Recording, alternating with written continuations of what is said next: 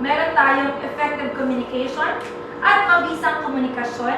That is a combined subject, Filipino and English. Ang pangalawa naman ay ang life skill. Pangatlo, general mathematics. Pang-apat, general science. At ang pang-lima, pag-aaral ng kasaysayan at lipunang Pilipino. Yan na lamang ngayon ang magiging core subject sa bagong curriculum.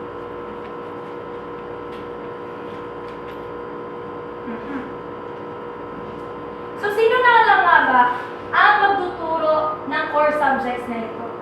Sa una, yung sa effective communication at mabisang komunikasyon, sino ang magtuturo?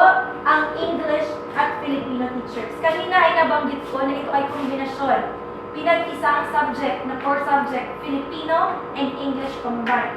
So, ibig sabihin, team teaching ang